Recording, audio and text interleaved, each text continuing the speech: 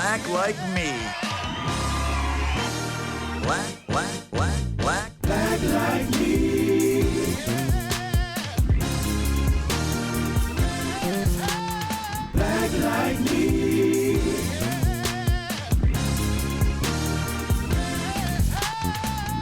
You're listening to Black Like Me with Dr. Alex G., a podcast that invites you to experience the world through the perspective of one black man, one conversation, one story, or even one rant at a time. Here's Dr. G.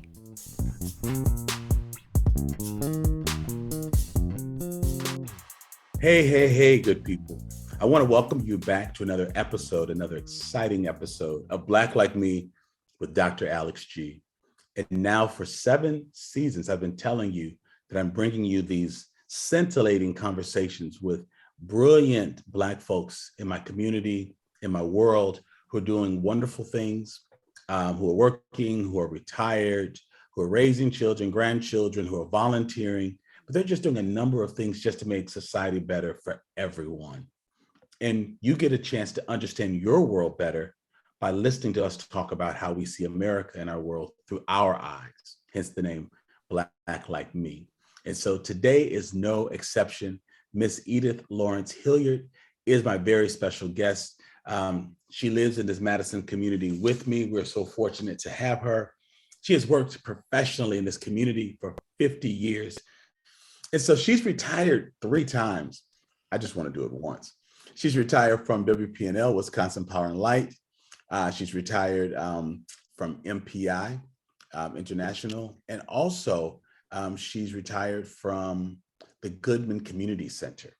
And so I'm sure she's still involved. She served on the board. Maybe she still does the Oberg Botanical Gardens, Life Center, Madison and Friends of Monona Terrace. She's volunteered as a docent. She sings the Precious Memories Choir, which includes people with memory loss or families and caregivers. I've seen that choir perform at an event where I went because of my mom's struggle with Alzheimer's. Recognized by the Martin Luther King Jr. Humanitarian Award by Dane County, Wisconsin, and a myriad of things.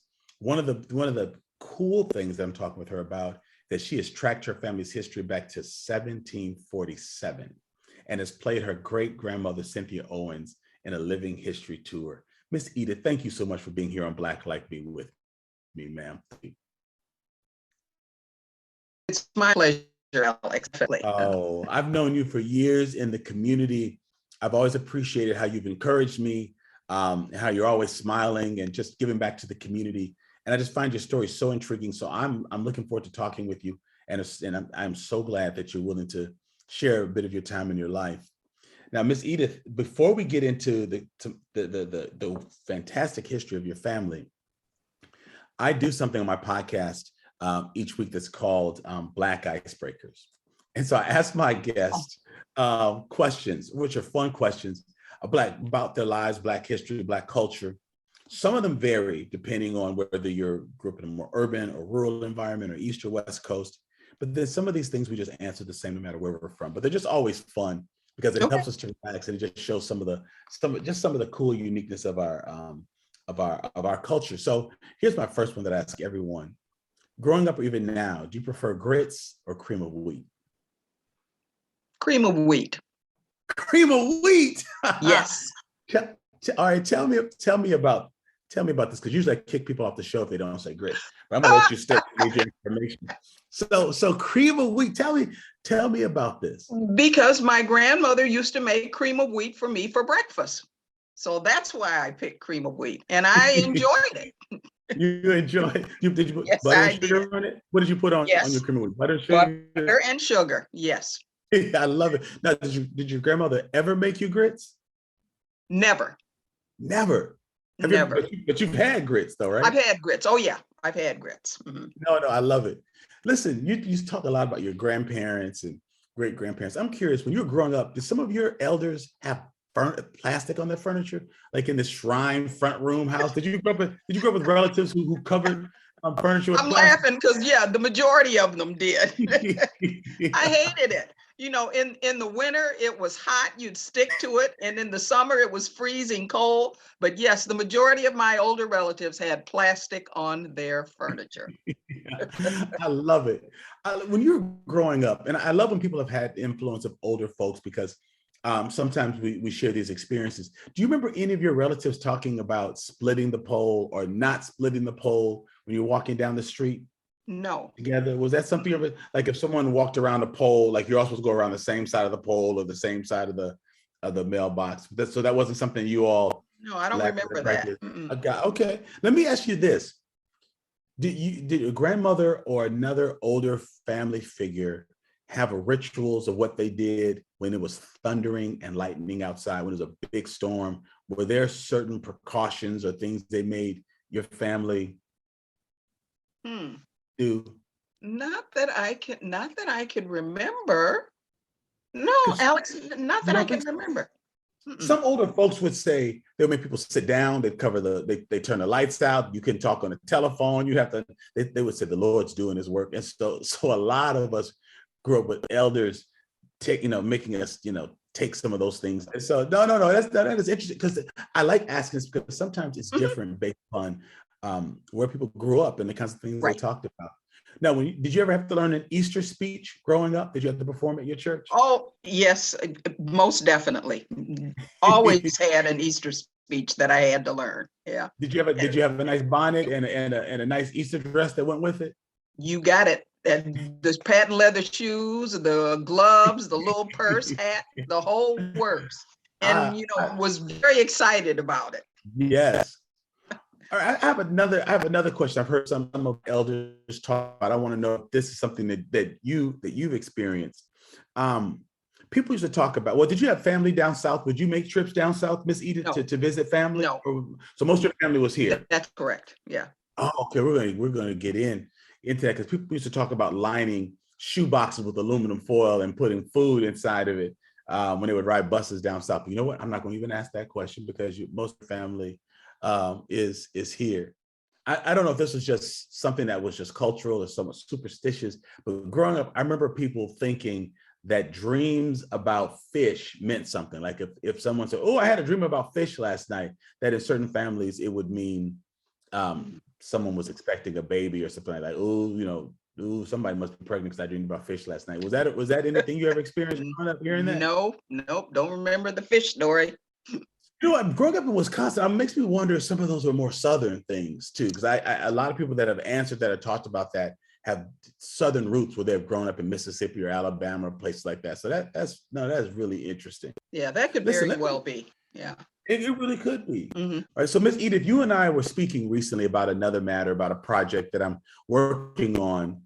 And you just happened to mention to me that your great grandfather, I believe you said your great grandfather, great great grandfather came to Wisconsin, to Baraboo, Wisconsin, which is near the Wisconsin Dells, for those of you who are not in the region.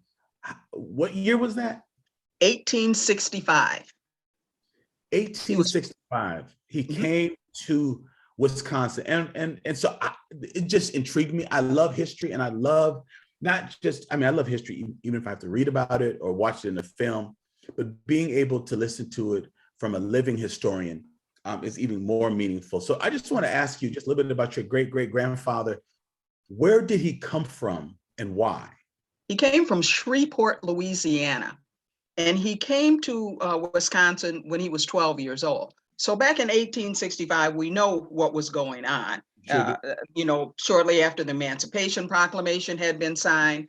So my grandfather was playing by the seashore, and a captain, his name was Ephraim Hackett, asked him if he would like to go on a voyage with him.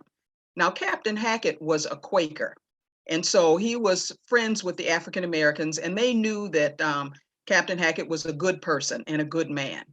And so he said, if you go on this voyage with me, we have to go home and talk to your parents and see if it's all right. Well, because of the times and everything, Captain Hackett talked to the parents, and the parents, they thought this would be a good opportunity for their son to go north. Because although we know that, that was in the time frame when the Emancipation Proclamation was being signed, slaves were being free, but, there was no internet or podcasts or anything like Right. that. So, the word didn't get to everyone at the same time. So they thought that this would be a good opportunity for their son to go north. He was 12 years old and have a good life. But Captain Hackett said, now, because of the times and, kind of sneaking your son out of here, you might not ever see him again. And, the parents knew that probably would not happen. And the fact was they never did see their son again. Well, Captain Hackett took my grandfather, aboard the ship with him. And, he had assured the parents that he would take care of him. He was going to raise him like his own son, and, they didn't have to worry. But again, he was a Quaker, he was well known, he was a good person. And so they felt comfortable letting their son go with Captain Hackett. Unfortunately, on the voyage, Captain Hackett died. And so now my grandfather's kind of left to fend for himself on this ship. And I am sure that the people on the ship, the men on the ship, were not quite as kind to my grandfather as Captain Hackett was. But when the ship docked, go ahead. No, please keep going, keep going. When the ship docked in Fairfield, Illinois, Captain Hackett's brother, who was also a Quaker and lived in Baraboo, Wisconsin, said, I'm going to be true to my brother's word, and I'm going to take this young man with me and raise him with my family in Baraboo, Wisconsin. And so from there, that's my grandfather went to Baraboo, Wisconsin, was raised by the Hacketts in Baraboo, and learned to trade and did very well. Was the only African-American at the time, in the city. When he got older, he married Cynthia Roberts, and they had 12 children, 6 boys and 6 girls. A lot of those children migrated to the great metropolis of Madison, Wisconsin, and some went to Chicago, Illinois. But that's where my lineage is, with the ones that came to Madison, Wisconsin. So that's how my grandfather arrived in Baraboo, Wisconsin. That is so intriguing. All right, so 1865, and this was your grandfather, not your great grandfather. This is your great grandfather. 2 G's. Mm-hmm. And what was his name again, ma'am? Nathaniel Owens. So your great grandparents let their 12-year-old son get on a boat with a white Quaker, yes, who was a captain, who's a good man, because they wanted him to escape the hardships of what was happening in the world in Louisiana. I just want people just to pause and think about this for a moment. This is people on our show, or people who listen to the podcast, have different religious affiliations and backgrounds, but being having been a Christian pastor for the last 40 years, I've read scripture and stories over and over and over again. This makes me think about the genocide that was going on, back in Moses' time, and his mother was trying to put him in the river so that he would, could get away from the genocide. To love your child enough to put them in the water and let them live away from you. I'm only the parent of one child. Jack and I have one child, but the idea of a world being so harsh that you'd rather not see your child again than to have a Mamie Till experience, seeing your child bludgeoned and murdered and lynched and all of these things. I just have to pause for a moment and just think about the similarities, Miss Edith. Africans leaving West Africa, going someplace and never seeing them again. Yeah. This whole idea of crossing waters and getting in waters, and then Captain Hackett dies, and brother, because they could have done anything they wanted. They could have sold him. Absolutely, they could have. Yes. And I mean, so there must have been proof that he was free. I mean, the whole Dred Scott ruling came out of a Wisconsin case. They could have extradited him back to someplace in the South. He must have been a tremendously special young man to have been picked for this and to have survived losing his parents, losing the captain, being raised by someone he didn't know in Baraboo. And I want folks to know who are not from Wisconsin, and most of my listeners are not, Baraboo is still white. Yes. It is still I think that there used to be a circus out in that area, so it's probably known by outsiders as a big circus, but it's in the middle of nowhere. Mhm. It's in the middle of nowhere. So he shows up as a 12-year-old in Wisconsin in 1865. My Yes. Lord. Mm-hmm. Yeah. And so Miss Cynthia Roberts, your great-great-grandmother, lived in Baraboo as well. That is correct. She was Cherokee Indian.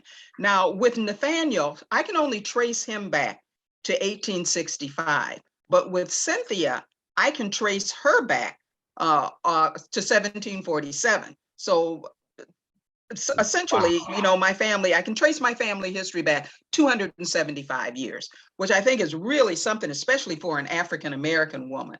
But I think, with Cynthia, she was on the Native American side. And that's why I'm able to trace her back even further.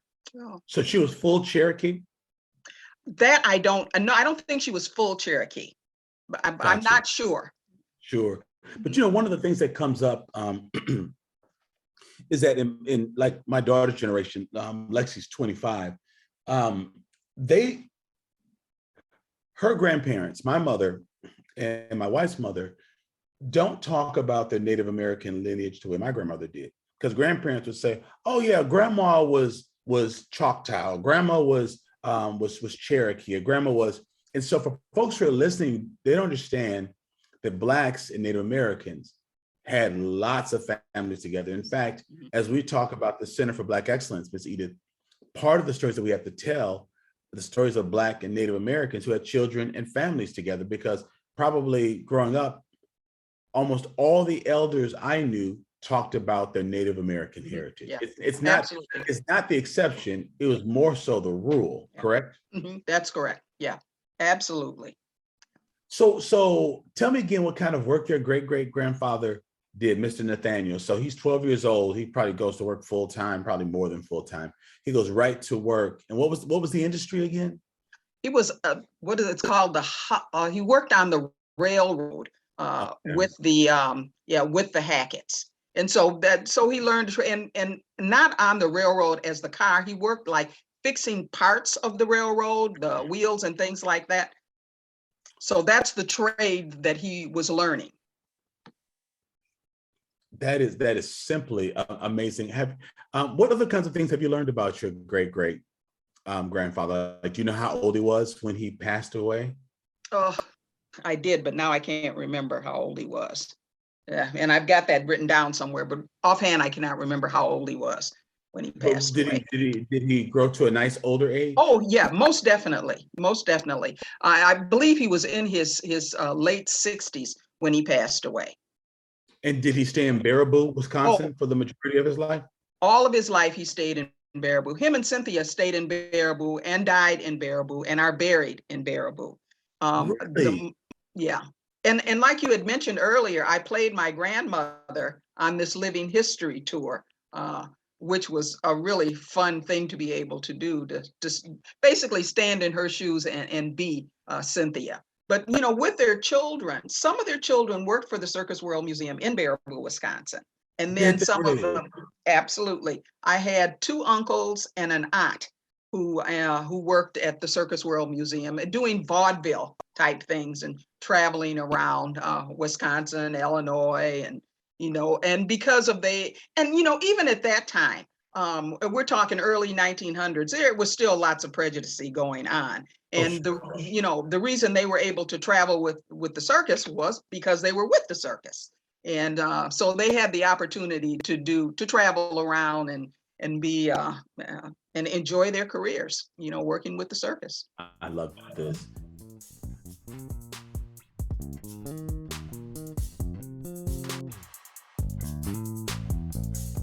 Hi, this is Dan Groupie from Monona, Wisconsin. I listen to Black Like Me because it brings alive for me what it means to be a Black person living in Wisconsin and living in the United States through people's stories and lived experiences. And this show has helped me to understand my role as a white person in either allowing racial disparities and injustices to be perpetuated or to take a more active role in dismantling these systems. And I'm a Patreon supporter because I feel like it's critical to amplify this message and help bring more people to the fight. The award-winning Black Like Me podcast has a reach throughout the U.S. in over 100 countries around the world.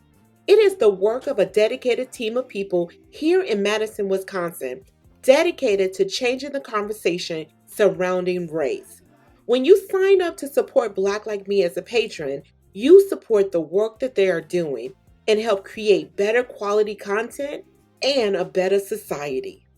By going to patreon.com/blacklikeme and signing up at any of the levels offered, you are not only signing up to make a monthly donation, you are also joining a growing community of people interested in engaging the issue of race with a raw, unprecedented honesty. As a patron of the podcast, you will have access to exclusive content like extended interviews, bonus rants, and video chats with Dr. G. You will also have a chance to join the conversation that other patrons are already having with Dr. G about race in America. To become a patron of the show, go to patreon.com/blacklikeme or see the link in our show notes. And for as little as $2, you can support these important conversations and the work that Dr. G is doing. Thank you in advance. So, Miss Edith, it is so powerful to know so much about your history that you can trace your family back 200 plus years in the state of Wisconsin. Well, no, let me go back. So from sure. 1747 to 1804, that was 57 years. The family was in North Carolina. And then from 1804 to 2022, that's what, 218 years in Wisconsin. And then in the city of Madison from 1889 to 2022. So we've been in the city of Madison for 133 years.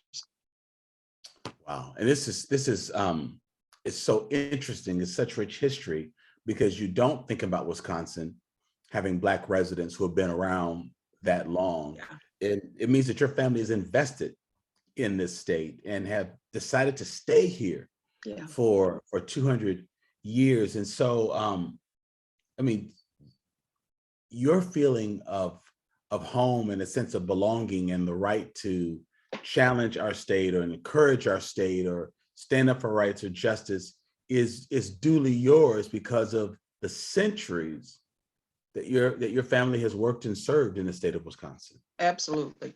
Absolutely. A long history.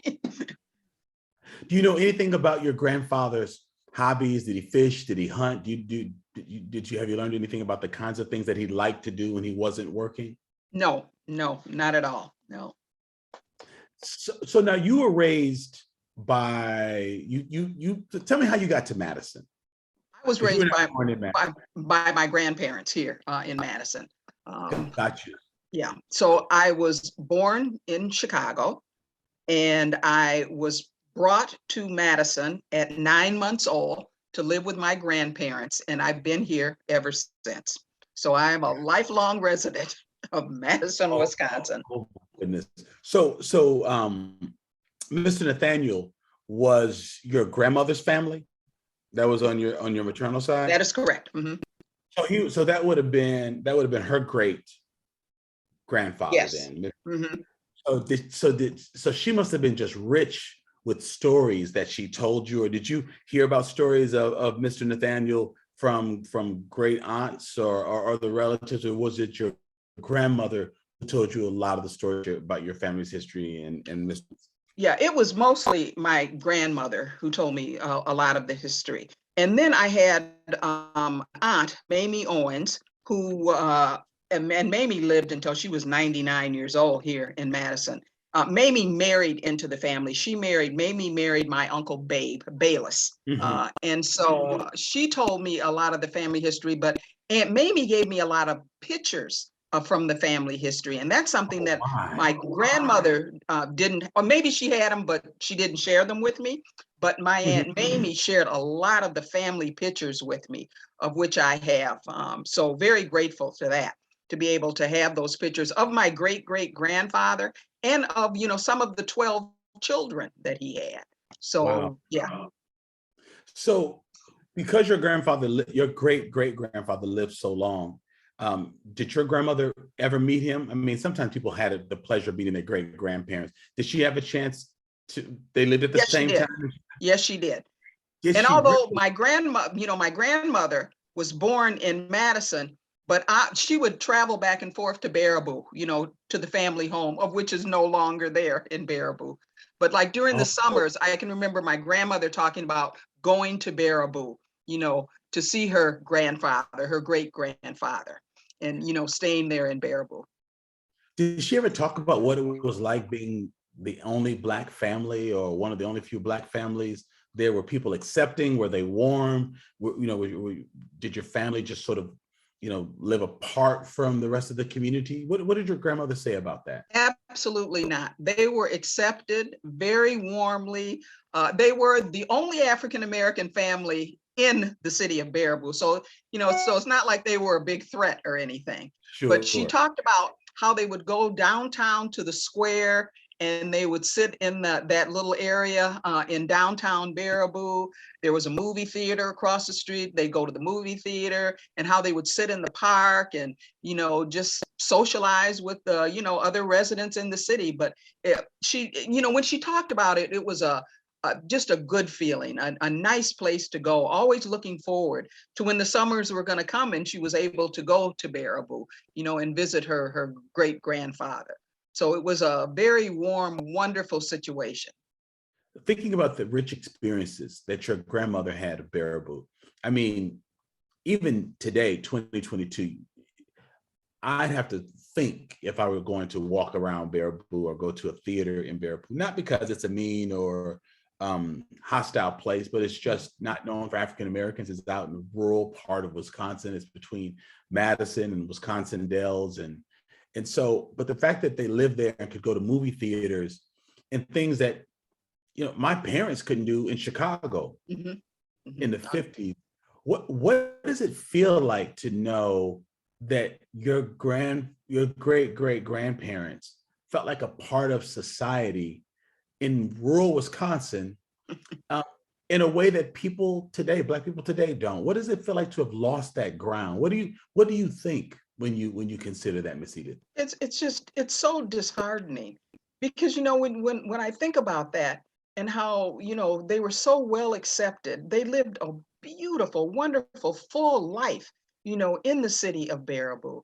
And now, like you say, Alex, to be able to go there and walk around now, it's not the same. It's like we've gone backwards, and just very disheartening, to have to see that and to know that that's happening when they were able to live such full, wonderful lives. And we're talking early 1900s, and here we are in 2022, and we're Wow. skeptical of where we can go and and how we should act, and and looking over our shoulders and everything. It's yeah, it's depressing. Yes. And I love your account, Miss Edith, because it reminds us that we're pushing for something that has existed. It's not as if when we talk about race relations, it's this Pollyanna type of utopia that we've only dreamed of. Your great great grandparents lived it. And again, I just keep stressing, Google Baraboo, Wisconsin, Baraboo. Google it. Yeah, I've only driven by it on 12 and 18 or 12, heading up to the Dells. Right. But it's not a place I would think about moving or living. But yet they lived there, they're able to thrive, but they knew what was going on in the rest of the world. And so there are places where people were still divided and fighting and all of these kinds of things that's going on. Yet they found a place in a part in the world where they decided to thrive against all odds. Like they could have focused on being different and other. And I'm sure that not everyone loved them, but there are enough people who did that allowed them to thrive. You can't focus on the negative stuff. You've got to lean into the positive stuff. But I just think it's powerful that your grandfather as a 12-year-old would arrive in Wisconsin from Louisiana and thrive and live into his 60s and start a family and have children and just make it go. It just reminds me of the grit and the stamina and the perseverance of disenfranchised people, of Black people, and how they just planted and lived thoroughly where they were. It's just, I'm just so struck by his story. Absolutely. I mean, thinking about raising 12 children, 12 children, 6 boys and 6 girls, in Baraboo, Wisconsin. And again, all thriving and all doing very well, with jobs. I know, like with some of the girls, they had like a beauty parlor in their house. Some of them, worked for the Circus World Museum. Some of the boys worked with their father, on the railroad. So again, they had their own little utopia, if you will, in Baraboo, Wisconsin, That is amazing. Where do you think your father got that? I'm sorry, your great-great-grandfather got that stamina? I mean, 12 years old, we're not sure if we want to put our kids on a bus to go to Westtown. We can put them on a yellow bus to go to school because the driver will take them right there. But if they have to transfer, or you see these minors flying alone, where they have someone from the airline or the airport walking in from gate to gate. Yeah. But someone who knows them and loves them is going to meet them at the other side when they Right. land. Yeah. Where did your great-great-grandfather give the strength to want to leave, to want to get on a boat, to be 12 years old, and to maintain his sanity and his identity and his drive? Was faith a part of his life, or your family's life, or Oh, absolutely. Faith was a part. Yeah, absolutely. But then the other part of it too, Alex, is, his parents had been a part of slavery. So they knew what it was like. They knew the hardships. They knew what the life was. And just, the opportunity for their son to escape this, it was like a revelation for them, because their son, and even though, we're at a part where, slavery was going to be over, as we well know, it wasn't really over, and they knew that there would still be, things, atrocities going on, and life would not be wonderful. But they just thought, maybe if we let our son go with Captain to Wisconsin, maybe he'll have a better life. He probably will have a better life. And, but, with the parents thinking, we might not ever see our son again, but again, maybe he'll have a better life than he would have if he stayed here with us. And I think that stamina, came from his parents, because, as African Americans, we are a strong people. Yes. We can survive the past, and we know where we have been. And, coming from Africa, coming to another country with nothing. Yeah, I mean, with the clothes on our back, and that's it. So we know we are a strong people. Yes, and wow. And I'm telling you, your great-great-great-grandparents must have had some trust. I said this earlier in Captain Hack. That must have been a good white man. That man must have lived that Quaker faith. One, to do that, because he could have put himself in danger. And we know he was in danger. We know that he was in danger. I'm sure everyone on the ship didn't understand what was going on.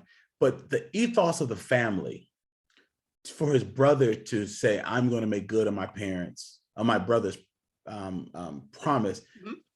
Your great-great-grandfather's parents would have known. If they had just thrown him overboard or sold him someplace, no one would have known. Absolutely. You're right. They never would have known.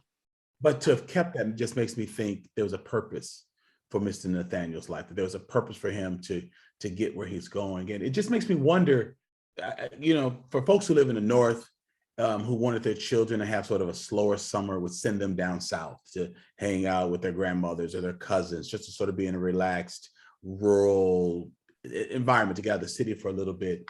And so people used to send their children places just to have a change of pace. But I think about the mothers today and the fathers who are fearful for their sons, for their 12-year-old sons. Your family thought that they could send him on a boat with Captain Hackett up north. I'm not sure the parents know where to send their children.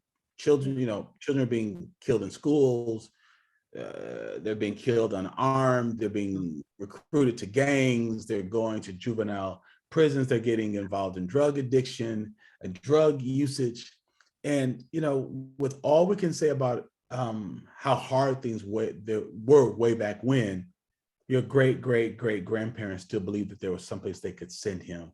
And as you were telling me that story, I was thinking, where do mothers send their sons now, particularly those that are doing it alone? Where do they send their sons now to feel that they will be safe, recognized, and have a better life?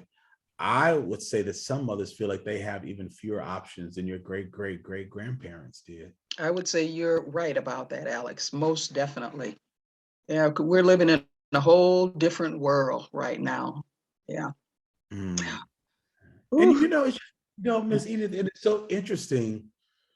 This history is what made us strong, and this history is what propelled us to work. So it's very disheartening when I hear people trying to demonize history by calling it critical race theory and it's divisive and all of these things. We need to hear the stories, because if you take all of our history away, not only do you forget about the Nathaniel Owenses of the world, but you also forget about the Captain Hackett's. That there Absolutely. were white people who are abolitionists, who aren't just pacifists, who aren't just progressive, and said, "Oh, Black Lives Matter," but not in my backyard, not in my kid's classroom, not where I shop, not where I buy. This man put himself on the line and his family's honor on the line to make this promise to this Black family that had been enslaved. And so I also just will see in this story is allyship does not come cheap either, because Black people have been Black people since the beginning of time, and we're going to continue to be Black people until this thing is over. And so we can handle it. We will survive. We can, even when Trump was elected, I remember a lot of my, white parishioners came to church crying. They're like, "What's going to happen? I can't believe that we did this, that we voted this. And what's going to happen?" I just like, oh. So everybody in church who's 60 and older, please stand. And they stood. I said, "Look around, young people. They have not jumped out of windows. They have not, ended their lives. They're still here. You know why? Because this too shall pass. They've been through worse. So when Right. you see them running for the hill screaming, then you get scared. As long as they're calm, we're all right." So you want to look to people who know how to survive.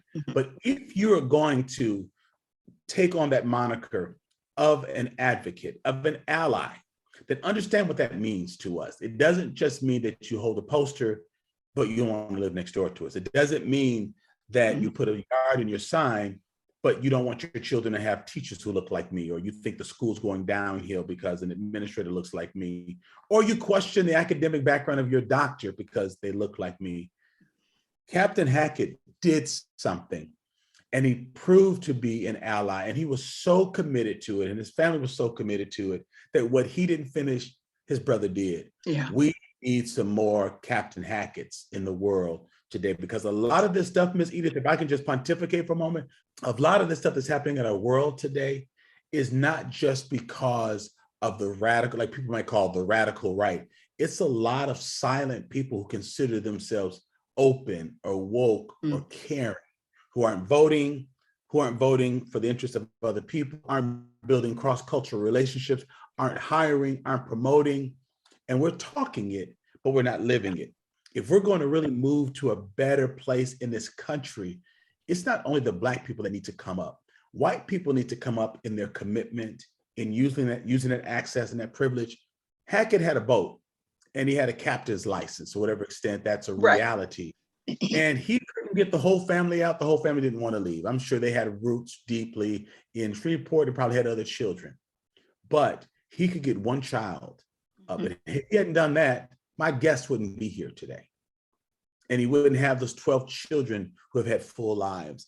And so part of what's going to make things better is not just telling Black people, take another one for the team. It's all of us taking a look at the world and saying, what can we do? Can you mentor one person? And let's move it from that, because not just helping someone, but can you hire someone? Can you invest in someone? Can you support one person? You don't have to change the whole race, because like I said earlier, Black people are going to survive. But to the extent that you can partner and facilitate that process, it will lead to your own liberty. Mr. Hackett must have gotten something out of that as well. Otherwise, I can't see him putting his life at risk for something that wasn't important to him. He must have believed that Mr. Nathaniel's freedom helped to free him as well. Yeah, absolutely. I have to agree with that 100%, because we do have to help one another. And, people have to come on up and do the right thing. It's just and history is so important. It is so important. You talk about this critical race theory. Give me a break. It's history. It's history. Yes, and it's all of our history, and we need to know about our history. And I own think it. about the Jewish people, and how they know their history, and their children know their history, and all of their history, and they know about the Holocaust.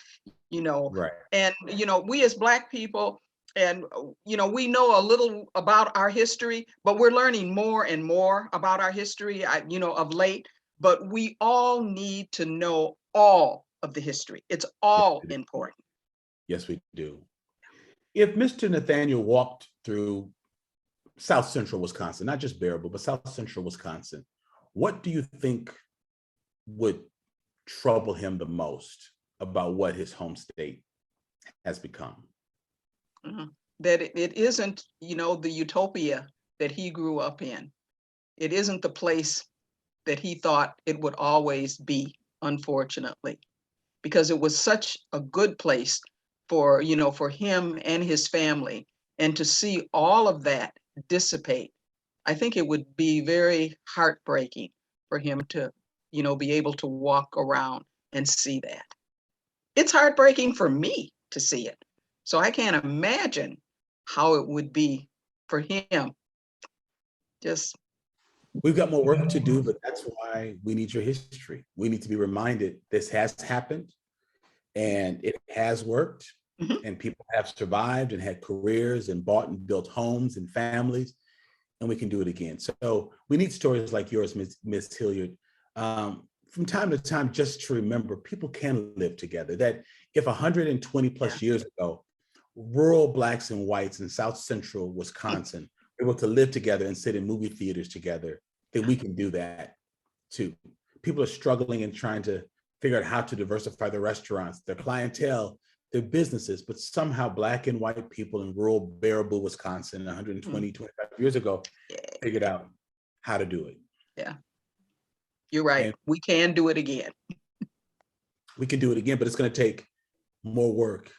But when you think about the advancements that have been made, if you think about that world in the early 1900s, we should be so much more advanced. Like there should be a Black Wall Street or an integrated Wall Street, or more Black ownership, and just so many things.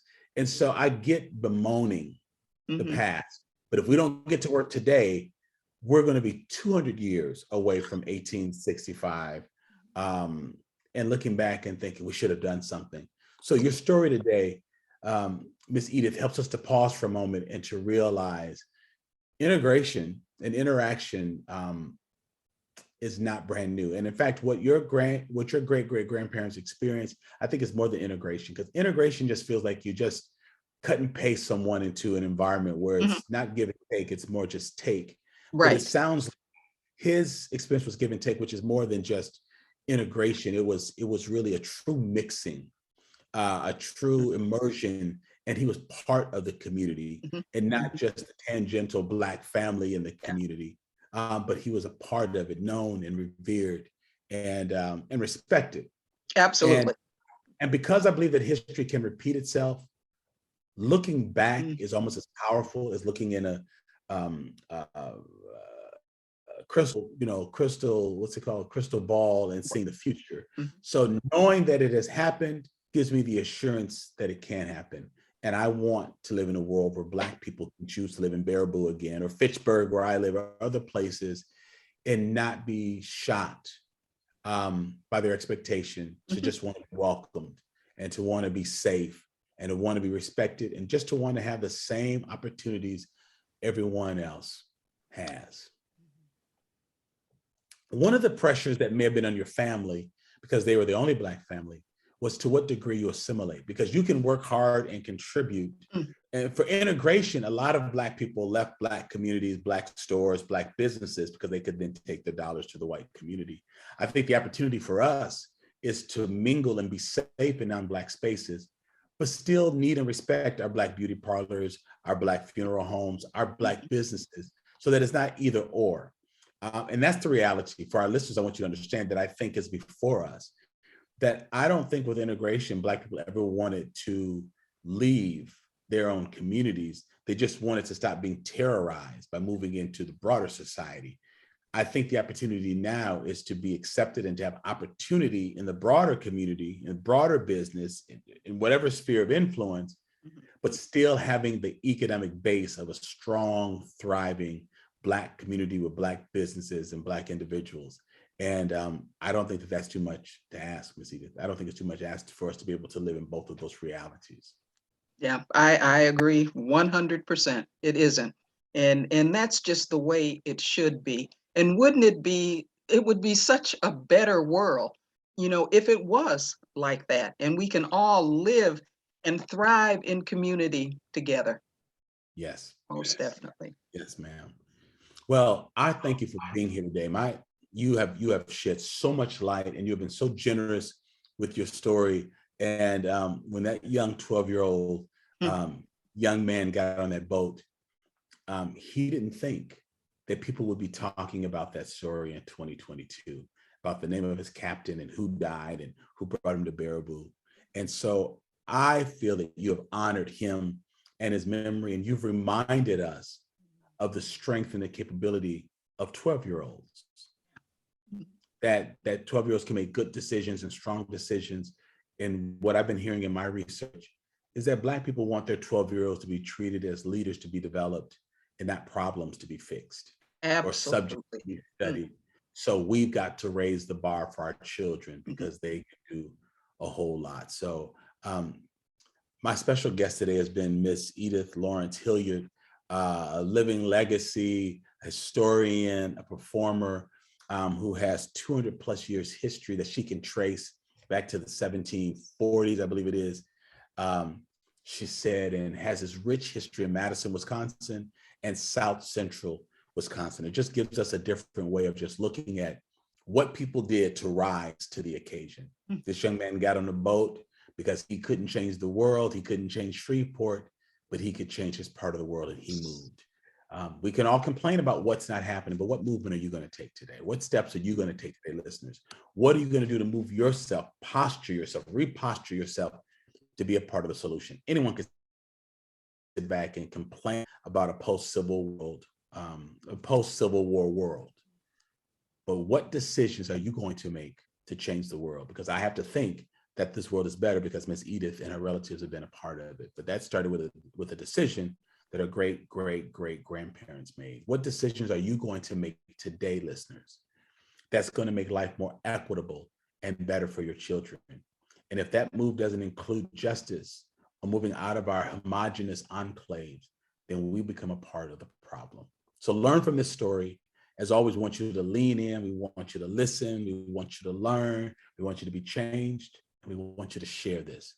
This is a rich story of American history, of Wisconsin history, of Madison history, told through the lens of a very generous Black woman. So again, Ms. Edith, it has been my pleasure having you on Black Like Me. Thank you so much. And you must be really, really proud, because I'm extremely proud to have heard a little bit about your story today. So thank you for being here with me. You are so welcome. It was my pleasure for sure. Black Like Me. Black Like Me. Now, I've got some special shout outs to the many talented members of our ever-growing production team. Eli Steenlich, who produces the show and handles all of our social media. Don Thornton, my podcast manager, who keeps things running smoothly and arranges all of my interviews. Jeremy Holiday, who edits the podcast. Corey Saffold, who created this year's theme music, and Marcus Fleming on the vocals. And of course, Jakesha Hunt, who is responsible for our fabulous new podcast merch. Thank you for listening to today's podcast. You can find out more about Dr. Alex G's amazing work at alexg.com. Black Like Me is sponsored by the generosity of the Human Family Unity Foundation. Black Like Me.